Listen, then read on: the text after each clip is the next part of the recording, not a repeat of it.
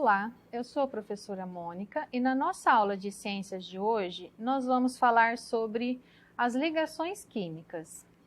Toda matéria é formada por um ou mais átomos de elementos químicos iguais ou diferentes, que interagem entre si formando substâncias químicas.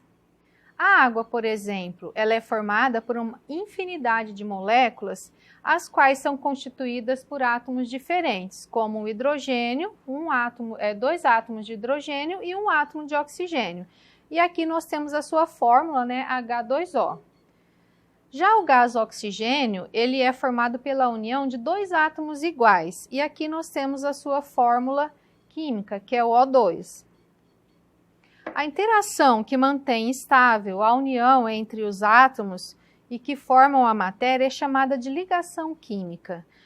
Nas próximas aulas vamos estudar quais são os tipos de ligações químicas e como elas são formadas.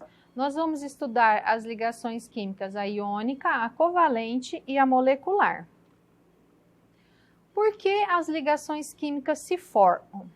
Atualmente, existem mais de 21 milhões de substâncias químicas conhecidas, de origem natural ou sintética. Dentre elas, somente aquelas formadas pelos gases nobres são encontradas como átomos isolados, ou seja, eles não se ligam com nenhum outro átomo.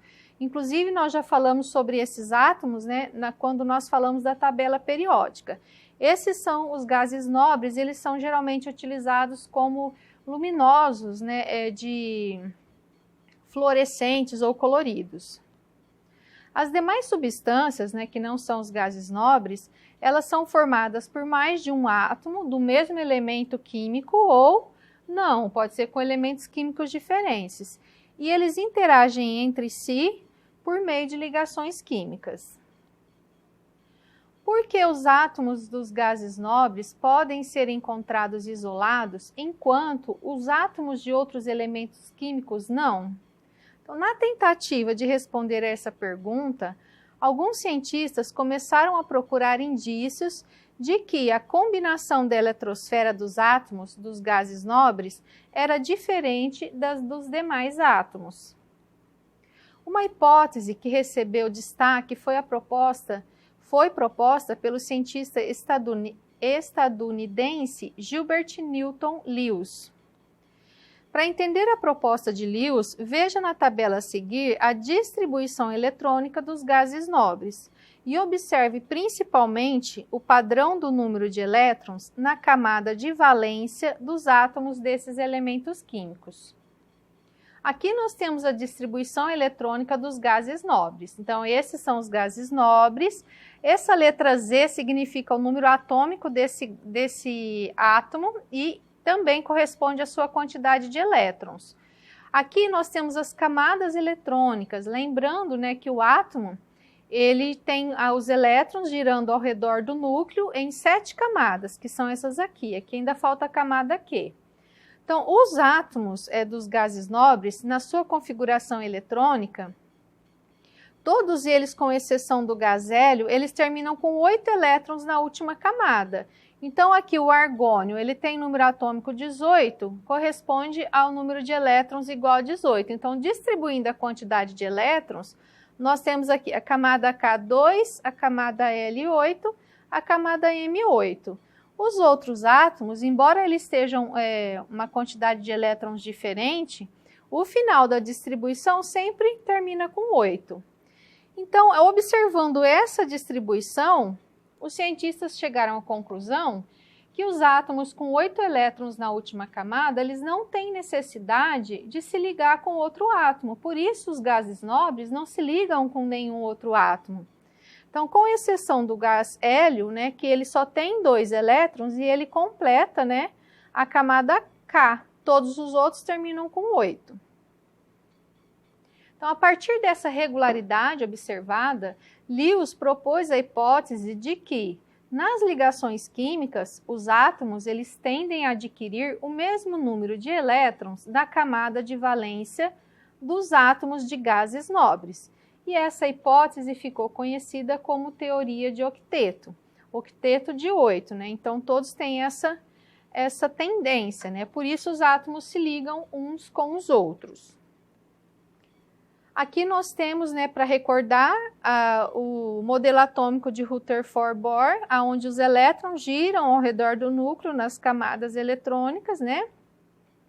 E o nível de energia, ele aumenta quando você se afasta do núcleo, sendo que a última camada, que é a camada Q, ou que seja a última camada daquele átomo, né, no caso, é a camada que vai participar das ligações químicas, que é a camada que a gente chama de camada de valência. Então, assim, um átomo ele pode perder ou ganhar elétrons ou também compartilhar esses elétrons, de forma a adquirir a configuração eletrônica dos gases nobres. Então, 8 elétrons na camada de valência ou 2 elétrons no caso de a camada de valência ser a camada K. Aqui a gente tem a teoria de octeto, que pode ser utilizada agora para explicar por que a existência de íons, né, que nós já estudamos na aula passada. Os íons são aqueles átomos que ganham e perdem elétrons, se tornam com carga elétrica positiva ou negativa. Agora a gente vai entender por que então eles perdem ou ganham elétrons. Exatamente para que eles possam se ligar, né, com outros átomos, nessa busca, né, do equilíbrio da regra de octeto. Então, aqui só para a gente recordar, esse é o átomo de sódio. Então, ele tem, no caso, 11 prótons, carga positiva, 11 elétrons, carga negativa. Ele é um átomo neutro. A partir do momento que ele perde um elétron, né, porque ele busca, né, a estabilidade atômica, ele passa a ter, então, 11 prótons e 10 elétrons, ficando então com uma carga positiva, chamada de cátion. Fazendo a distribuição eletrônica dele, que agora a gente já acrescentou, mas essa informação, nós temos aqui as camadas eletrônicas. Eu vou distribuir a quantidade de elétrons, né? 11 elétrons. Então, na camada K2, na camada L8, já deu 10, na camada M1. Então, aqui ele tem um elétron na última camada. E se ele doar esse elétron, segundo a regra de octeto, ele vai ficar, então, com a configuração eletrônica de K2L8, porque esse elétron aqui, ele doou, então ele não tem mais, ele passou para o outro átomo. E aí, então, ele se torna um átomo estável. Aqui um outro exemplo de um ânion. O ânion é o que tem carga negativa. Então, aqui nós temos o cloro com 17 prótons e 17 elétrons, um átomo neutro. Aí ele vai receber um elétron ou ganhar um elétron.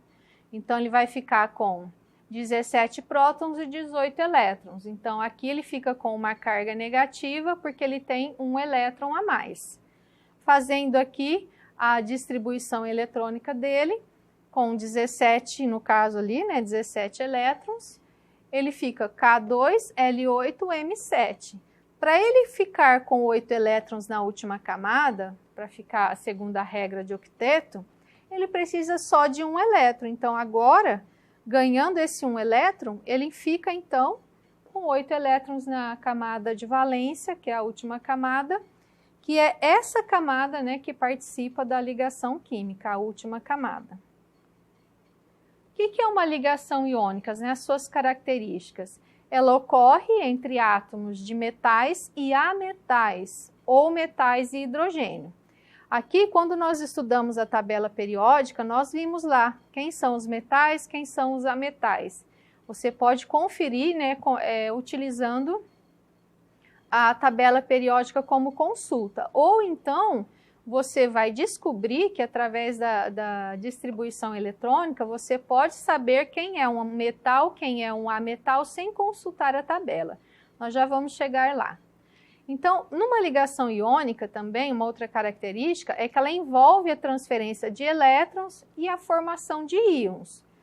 A ligação ela é bem forte, né, tem uma força eletrostática, porque envolve, né, a atração de positivo e negativo, então é uma força muito grande. E ela produz os íons, que seriam os cátions que têm a carga positiva e os ânions que têm a carga negativa. Então, numa ligação iônica, a gente, quando faz a fórmula química dela, a gente tem que colocar esses sinaizinhos aqui. O cátion é o positivo, fica sempre à esquerda, E o cloro, né, no caso aqui, tem um tracinho negativo, ele fica, o ânion fica sempre à direita. Então, aqui na ligação química, aqui é o NaCl, que é o cloreto de sódio, é o sal de cozinha. O sódio, ele tem um elétron e ele vai doar para esse cloro que precisa de um. A gente já vai fazer a distribuição eletrônica dele. Então, nessa ligação, os metais, eles tendem a doar um elétron e os ametais tendem a receber esse elétron. Aqui, né, só para reforçar, né, todo metal ele tende a perder elétrons, então quando você fizer a distribuição eletrônica do átomo que for fazer a ligação, se na última camada tiver 1, 2 ou 3 elétrons, significa que esse átomo é um metal, tá? O ametal é aquele que tem a tendência a ganhar elétrons, e quando você fizer a distribuição e notar que tem 5, 6 ou 7 elétrons na última camada, ele é um ametal. Por isso eu falei que não precisa nem olhar na tabela periódica. Se você tem um número atômico daquele elemento, basta você fazer a distribuição, que você já sabe que o metal tem de 1 a 2 ou 3 elétrons na última camada, e o ametal tem 5, 6 ou 7 elétrons na última camada. Em muitos compostos, esse aqui é o exemplo do NaCl, que é o cloreto de sódio. Em muitos compostos naturais, como o cloreto de sódio, o componente que é um componente do sal de cozinha, os íons encontram-se unidos por uma ligação iônica. Então, a ligação iônica ela ocorre entre íons positivos e negativos, que interagem entre si em virtude da existência de forças de natureza eletrostática, que é o positivo e o negativo que nós falamos. Por apresentar essas cargas elétricas opostas, eles tendem a se atrair. Aqui nós temos, só para recordar, a regra da distribuição eletrônica, que a gente vai precisar fazer bastante. A primeira regra é que você tem que começar sempre da camada K, e a partir do momento que você for preenchendo as camadas, só assim você pode passar para a próxima camada. Ou, né, se no caso, na última camada que você distribuir, tiver mais de 8 elétrons, aí você pode mudar. E a terceira regra, que na penúltima camada não pode ter mais de 18 elétrons. Então, qualquer dúvida, voltar naquela aula que eu expliquei passo a passo, né, como fazer a distribuição eletrônica. Agora nós vamos fazer aqui a distribuição eletrônica do sal de cozinha, que é o NaCl. Então aqui a gente começa, essas são as camadas eletrônicas, os valores máximos para cada camada, que a gente já viu na aula anterior. O átomo de sódio eu vou distribuir, a quantidade do número atômico dele é 11, significa que tem 11 elétrons que eu vou distribuir. E o do cloro, o número atômico dele é 17, significa que tem 17 elétrons e é o que nós vamos distribuir. Então vamos lá, o Na, o número atômico 11 elétrons. Camada K, 2, camada L, 8, já deu 10. Camada M, 1, significa que ele tem 1 elétron. Se ele tem 1 elétron, a tendência é doar. Então ele vai perder esse elétron ou doar, pode falar da maneira como preferir.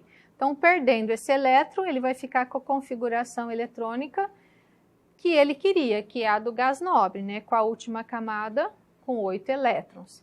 E aí, aqui o símbolo dele, a gente tem que acrescentar esse 1 elétron com a carguinha mais, porque ele ficou positivo, porque ele tem 1 elétron a menos agora. A distribuição do cloro. Então, vamos distribuir 17 elétrons. K igual a 2, L igual a 8, M igual a 7. A última camada dele é a 7. Significa que ele precisa de 1 elétron para ficar igual a um gás nobre, com 8 elétrons na última camada. Então, ele vai receber 1 elétron, ou ganhar. Aí, então, a sua configuração eletrônica vai ficar semelhante à de um gás nobre. Então, agora ele é um átomo estável. Aqui as características da ligação iônica. Então, se eu tenho um átomo A e um átomo B, esse átomo A sempre vai ser um metal, né? E ele vai perder elétrons. Na sua configuração eletrônica, a gente vai encontrar 1, 2 ou 3 elétrons na última camada, que é a camada de valência. E como ele perde elétrons, ele é chamado de cátion, né, com carga positiva. O outro átomo, o átomo B, que é o átomo que vai ligar, ele sempre vai ele sempre vai ganhar elétrons, ele vai ser um ametal ou um hidrogênio. Na camada de valência, né, na distribuição, no finalzinho, a última camada vai ter 5, 6 ou 7 elétrons, né? E aí, por ganhar elétrons, ele vai se tornar negativo e ele se chama ânion por causa disso. Pessoal, aqui nós temos um slide para montar, né, uma equação, uma fórmula química. Então, depois que a gente aprendeu a fazer a distribuição, nós vamos usar o valor aqui que nós determinamos aqui no slide anterior, que seria essa carga positiva e essa carga negativa. Então, voltando aqui no slide, como montar uma fórmula química? Fiz a distribuição, vamos supor que esse é um átomo X, vamos lá, o átomo X, né? Eu fiz a distribuição dele e a última camada tem 3 elétrons. Significa que ele vai doar 3 elétrons e a carga é positiva. No átomo Y, eu fiz a distribuição, terminou com 6 elétrons. Significa que eu preciso de 2 elétrons para ficar com 8 na última camada. Então, esses 2 elétrons é o que vai aqui, no caso, ele precisa receber 2 elétrons. Depois que eu determinei esses valores aqui em cima, né, de quanto que ele vai doar e quanto ele vai receber, eu vou inverter os valores. O valor do X vem para o Y, tá vendo aqui? E o valor do Y vai para o X. Então, aqui nós temos aqui a quantidade de cada átomo que eu vou precisar para fazer a nova substância química. Vamos fazer aqui um exemplo. Aqui nós temos o átomo de alumínio com 13 elétrons, número atômico 13, e o átomo de oxigênio com 8 elétrons. Nós vamos fazer a distribuição e a fórmula química dele aqui balanceada. Então, vou fazer a distribuição do alumínio. Fiz aqui 2, 8, 3, 13 elétrons, né? A última camada tem 3, então ele vai doar 3 elétrons. Doa 3 elétrons e ele fica com essa distribuição, K2L8, e aqui em cima eu tenho a quantidade de elétrons que ele doou. Agora o oxigênio, eu faço a distribuição dele, ele tem 8, número atômico 8, 8 elétrons. Então, 2, 6, 8. Então, para ele ficar com 8 elétrons na última camada, ele precisa receber 2 elétrons. Então, a sua configuração fica assim. 2, ele recebeu 2 elétrons, ficou com 8. E aqui em cima a quantidade que ele precisou aí receber com a carga negativa. Agora, para montar a fórmula desse composto. Coloco os dois símbolos, né, com as suas cargas aqui em cima, correspondente aos elétrons que doou e recebeu. Agora eu vou inverter. A quantidade de elétrons que eu tenho no alumínio, eu vou colocar no átomo de oxigênio. E a quantidade de elétrons que eu tenho no oxigênio, eu vou colocar no alumínio. Então, assim eu faço o balanceamento da equação química. E agora eu preciso, para fazer esse composto, de 2 átomos de alumínio e 3 átomos de oxigênio. E a nossa aula de hoje, ela vai ficando por aqui.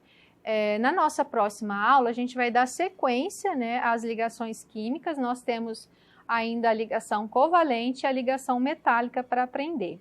A maneira de fazer a ligação química é a mesma para todas elas. O que a gente vai determinar é quando ela é iônica, quando ela é covalente e quando ela é metálica. Bons estudos para vocês e nos vemos na nossa próxima aula.